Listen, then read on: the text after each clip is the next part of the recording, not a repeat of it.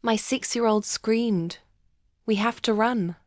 Seconds later, I found out why and got the ultimate revenge. My husband had just left for a business trip. I kissed him goodbye.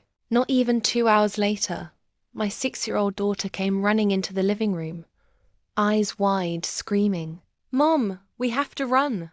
Now." My blood froze. I asked why. She shook her head, panicked. "There's no time. Please, Mom." I didn't know what was happening, but something in her voice told me something was wrong. And just as we packed a bag and reached for the door, it happened. And everything changed. The front window shattered. Not from outside, from inside the house. My daughter's favorite teddy bear ripped open.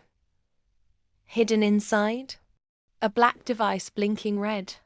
It wasn't a toy. It was a tracker. Or worse, alarms didn't go off. No warning. But my daughter knew. Daddy said if anything starts blinking, we run. Daddy said. My husband never told me that. And that's when it hit me. He wasn't on a business trip. He'd set this up. We jumped in the car. I didn't look back. I drove straight to the one place he never thought I'd go, my old college friend Lisa's ranch, 2 hours out.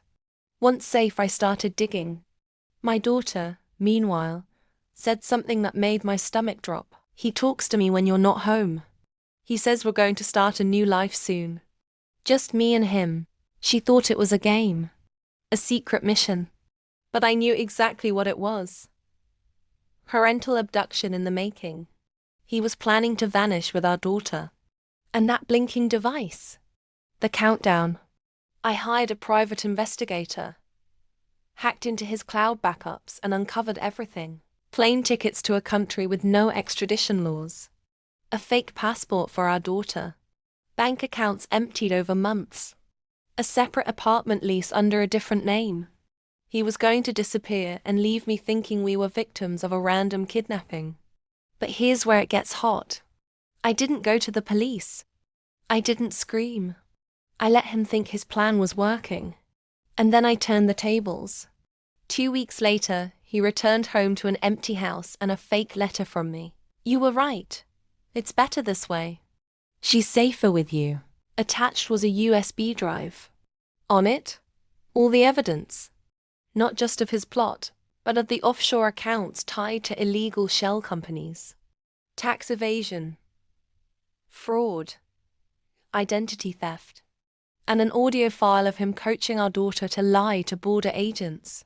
By the time he finished watching, the house was surrounded. But not by police. By federal agents. Because while he was planning a getaway, I turned him into a case. He's now facing 20 years in federal prison. Our divorce? Finalized. Full custody? Mine. And my daughter? Safe. Happy. Never in the dark again. She's the reason I ran.